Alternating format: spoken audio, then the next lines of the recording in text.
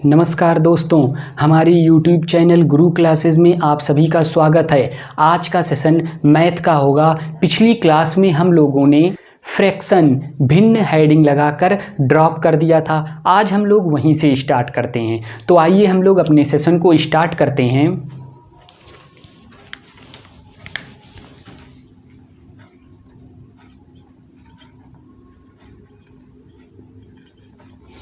Fraction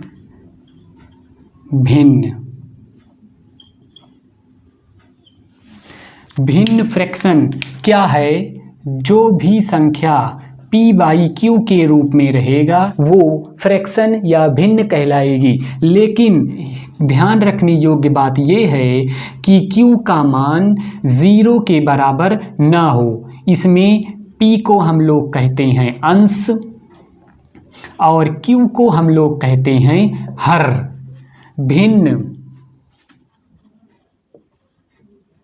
भिन्न fraction 3 प्रकार के होते हैं। फ्रैक्शन भिन्न 3 प्रकार के होते हैं। पहला साधारण भिन्न।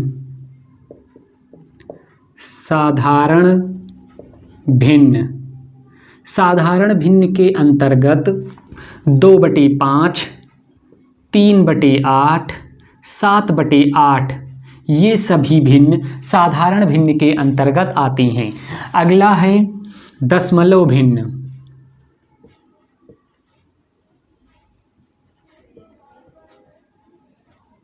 इसके अंतर्गत 0.3 के ऊपर बार, 0.47 के ऊपर बार, 0.5। तीसरा है लंगड़ा या फिर सतत भिन्न। इसका एग्जाम्पल है 1 + 1/1 + 1/1 + 1/x। इस प्रकार के जो भिन्न रहेंगे उन्हें सतत या लंगड़ा भिन्न कहेंगे। अगला हेडिंग होगा साधारण भिन्न।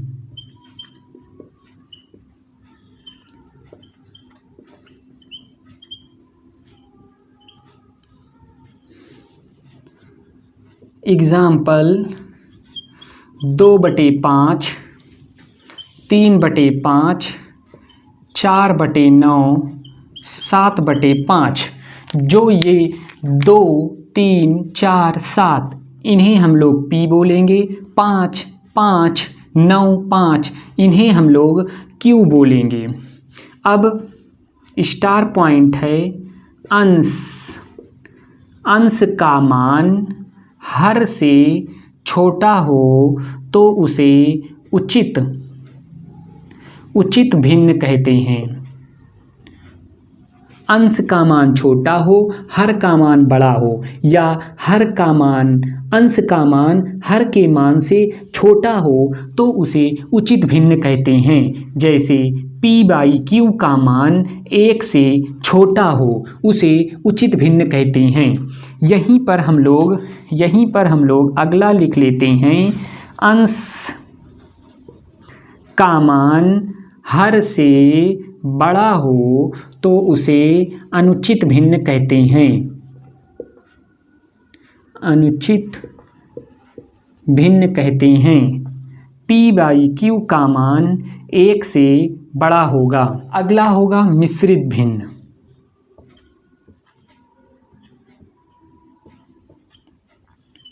मिश्रित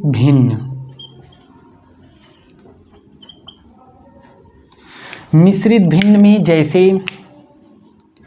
11/3 लिखा है, ये है अनुचित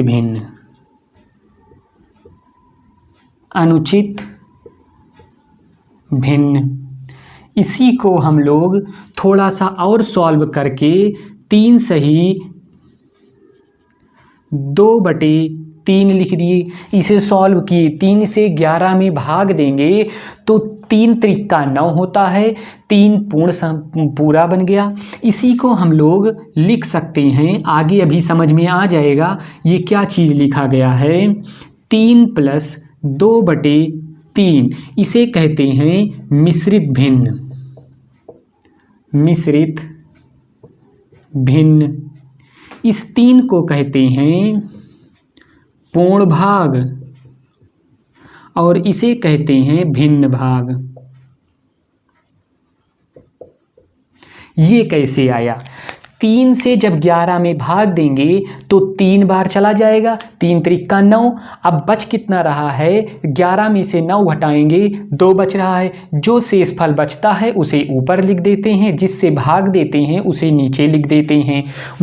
यही चीज़ को हम लोग इस तरीके से भी लिख सकते हैं। 3 + 2/3, 3 को पूर्ण भाग बोलते हैं और जो ये 2/3 लिखा है उसे भिन्न भाग बोलते हैं। इसे जब डायरेक्ट लिखते हैं तो इसे मिश्रित भाग बोलते हैं। जिसे हम लोग इस तरीके से कर सकें, इस तरीके से लिख सकें, उसे अनुचित भाग बोलते हैं। अब हम लोग कुछ सवाल देखते हैं कि कैसे इसे सॉल्व करेंगे।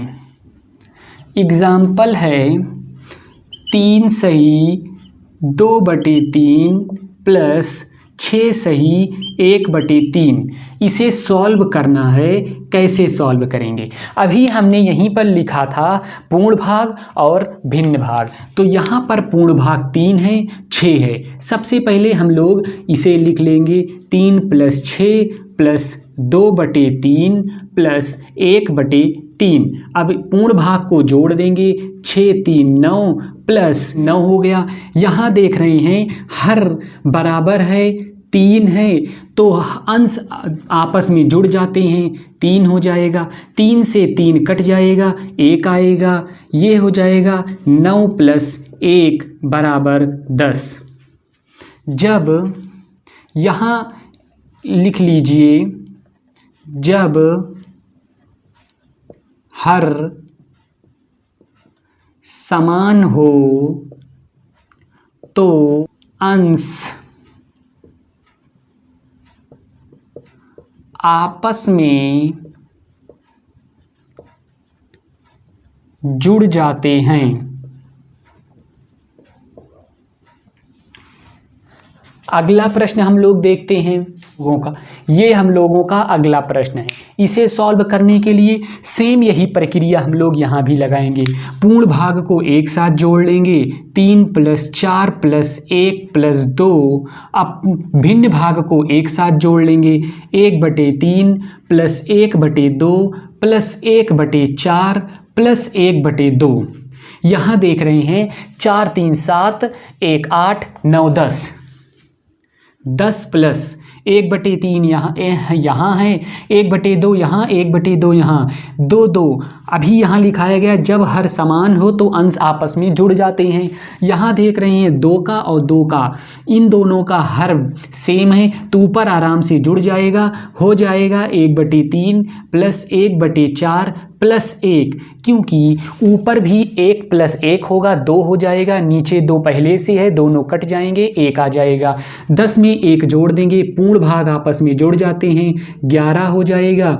यहाँ एलसीएम ले लेंगे, 3 और 4 हो जाएगा एलसीएम 12। तो 4 को यहाँ से मल्टीप्लाई करा देंगे, 3 को यहाँ गुणा करा देंगे। इसे कहते हैं वज्र गुणन। वज्र गुणन भी बोल सकते हैं या फिर एलसीएम भी बोल देते हैं, ले लेते हैं। अब ये हो गया 11 + 4 3 7/12। इसे मिश्रित में लिख देते हैं, 11 सही 7/12। अब हम लोग अगला प्रश्न देखते हैं। ये हम लोगों का अगला सवाल है। 3 सवाल हैं, तीनों सवाल बहुत ही अच्छे सवाल हैं। 12 सही 2/5 + 7 सही 1/2 - 8 सही 2/3। इसको सॉल्व करने के लिए पूर्ण भाग को एक तरफ कर लेंगे, पूर्ण भाग को एक साथ लिख लेते हैं। 12 + 7 - 8 + 2/3 + 1/2 - 2/3। 12 और 7 जोड़ के 8 घटाएंगे तो ये आ जाएगा 11। और यहाँ एलसीएम ले लेंगे, यहाँ होगा 5 क्योंकि यहाँ 5 है। यहाँ एलसीएम लेंगे तो 5 दूनी 10, 10 तियाँ 30, एलसीएम 30 हो जाएगा। एलसीएम कैसे लिया जाता है ये सीख लीजिए आप। 5 पहले 5 दूनी 10, 10 तियाँ 30, इस तरह एलसीएम गुणा करा लेंगे। उसके बाद फिर 5 से 30 में डिवाइड करेंगे। 5 छक 30, 6 बार में गया, जो 6 आया है 6 के 2 में मल्टीप्लाई कर देंगे, हो जाएगा 12 प्लस 2 से 30 में भाग करेंगे तो 15 बार जाएगा, और 15 से 1 में मल्टीप्लाई कर देंगे तो 15 हो जाएगा, माइनस 2 से 30 में डिवाइड करेंगे तो 10 बार जाएगा, 10 को 2 से गुणा करा देंगे 20 हो जाएगा। अब अगले स्टेप में ये 11 हो जाएगा, 11 और 15 को जोड़ेंगे, 20 घटाएंगे तो 7/30 हो जाएगा, और इसे डायरेक्ट लिख देंगे। अब 11 सही 7/30, यही होगा आंसर। अगला सवाल है 999 माइनस 1/5। आप लोग यहाँ क्या करेंगे, 999 के नीचे 1 कर लेंगे, इस तरीके से आप लोग करेंगे। 999 के नीचे 1 मानेंगे, माइनस 1/5 कर लेंगे, और इसका एलसीएम ले लेंगे, 5 हो जाएगा, 5 से इसमें गुणा कराएंगे, उसके बाद 1 घटा देंगे। ये मेथड कठिन और लंबा मेथड है, हम लोगों को इसे छोटा बनाना है। क्या करेंगे, 999 से इसे 998 लिख दिए। अब 999 में 998 को 999 बनाने के लिए क्या करेंगे, 998 में 1 जोड़ेंगे, कोई फ़र्क पड़ा, 999 को 998 प्लस 1 लिख सकते हैं, कोई दिक्कत नहीं है। 999 बन गया, माइनस 1/5 लिख सकते हैं, कोई दिक्कत नहीं। 999 को 998 प्लस 1 माइनस 5 को डायरेक्ट यहाँ उतार लिए। अब क्या करेंगे हम लोग, इसमें इतने में, सिर्फ इतने में एलसीएम लेंगे। 998 प्लस 5 एकन्ने 5 माइनस 1/5, कोई दिक्कत, यहाँ बटे करके एलसीएम ले लिए, 5 एलसीएम आया, 5 एकन्ने 5 माइनस 1। अब इसे लिख सकते हैं 998 प्लस 5 में से 1 गई 4/5, 998 सही 4/5, यही आंसर आ गया। अब इसी को हम लोग इस तरीके चेक करते हैं कि ये सही है कि नहीं। एलसीएम लिए चेक करते हैं, ये सवाल हम लोगों का इतना जो आया इस तरह करके वो सही है कि नहीं। 5 एलसीएम ले लिए, 5 जब 999 में 5 से गुणा कराएंगे तो 49/95 आएगा, और माइनस 1 आप करके देख लीजिए, इतना आएगा। उसके बाद फिर हम लोग क्या करते हैं, इसमें से 1 घटा देते हैं, आता है 994/5, इतना आ जाएगा। अब इसको हम लोग 5 से भाग देते हैं, 5 9 45, 9 बार जाएगा, 45 के बाद 4 बचता है, 4 हम लोग यहाँ कर लेंगे, फिर 49 हो जाएगा, 5 9 45, फिर बचता है 4, फिर 5 8 40, 4/5। सेम जो यहाँ पर आया है वही यहाँ पर भी आया। तो इतना बड़ा हम लोगों को गुणा करने से अच्छा है हम लोग यहाँ से एक अलग जोड़ करके उस तरह कर लेते हैं। एक यहाँ पर दोबारा देख लीजिए इसी मेथड से क्या होता है और कैसे होता है, क्योंकि सबसे आसान मेथड है ये। 103 लिखा है, इसे हम लोग लिख सकते हैं 102 प्लस 1।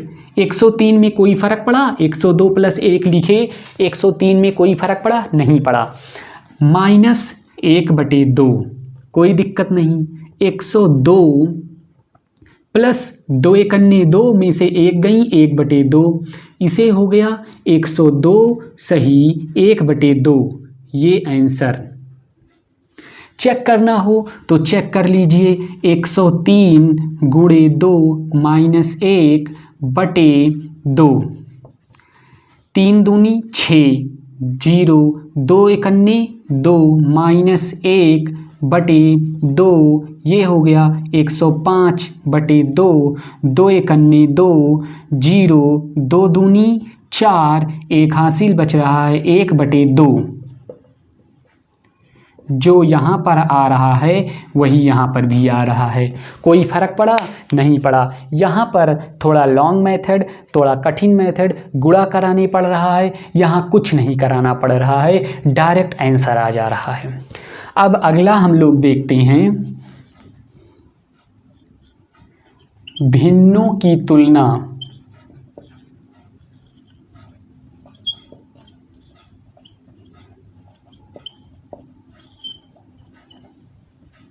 इसमें टाइप फर्स्ट,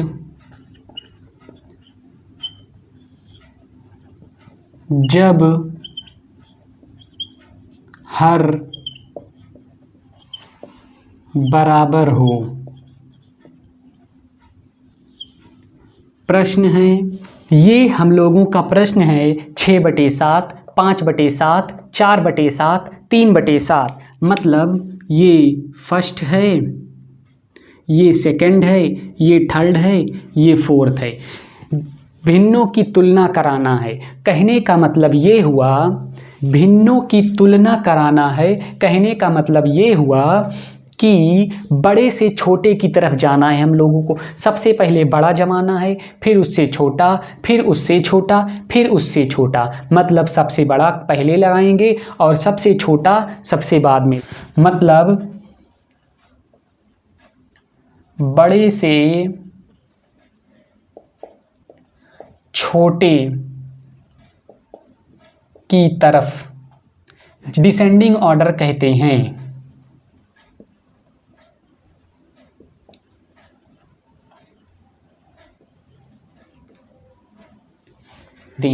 और एक यहां पर नियम लिख लीजिए, जब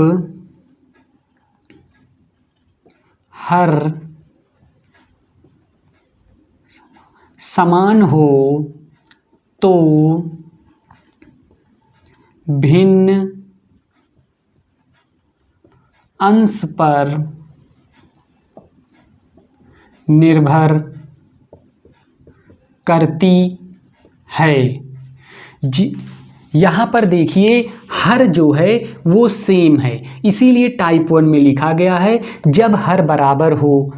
तो अब ये जो भिन्न है ये अंश पर डिपेंड होगी। मतलब जितना बड़ा अंश होगा उतनी बड़ी संख्या होगी। तो अंश यहाँ पर हम लोग देख रहे हैं, सबसे बड़ा है 6 तो सबसे बड़ा इसे लिखेंगे, उसके बाद है 5, उसके बाद इसे लिखेंगे, उसके बाद है 4 तो 3 इसे लिखेंगे, उसके बाद है 3 तो 4 नंबर इसे देंगे।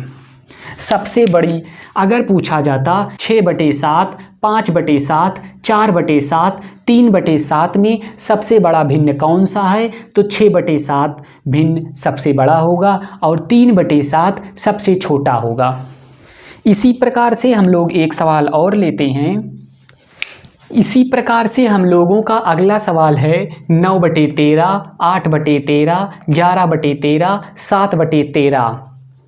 इसमें हम लोग 1 नंबर, 2 नंबर, 3 नंबर, 4 नंबर ये पॉइंट याद करते हैं। जब हर समान हो तो भिन्न अंश पर निर्भर करती है। जितना बड़ा अंश होगा उतनी बड़ी भिन्न होगी, जितना छोटा अंश होगा उतनी छोटी भिन्न होगी। पूरे में देख रहे हैं 11 सबसे बड़ी संख्या है तो 3 सबसे बड़ा होगा। उसके बाद हम लोग देख रहे हैं 9 सबसे बड़ी संख्या है तो 9 होगा। उसके बाद 8 तो 8 होगा। उसके बाद 7 है तो 7 होगा। 3, 1, 2, 4 मतलब सबसे बड़ी भिन्न 11/3 है, सबसे छोटी भिन्न 7/13 है। अगला टॉपिक होगा हम लोगों का जब अंश बराबर हो तो। अगला टॉपिक अगली क्लास में होगा जब अंश बराबर हो तो। अगर आप लोगों को ये सेशन पसंद आया हो तो आप लोग वीडियो को लाइक, शेयर और चैनल को सब्सक्राइब करना बिल्कुल ना भूलें, क्योंकि यहाँ तक आए हैं कंटेंट आप लोगों को अच्छा दिया जा रहा है, इसमें कोई कमी नहीं है। तो आप लोग यहाँ तक आए ही हैं तो चैनल को सब्सक्राइब करते हुए जाइए। धन्यवाद।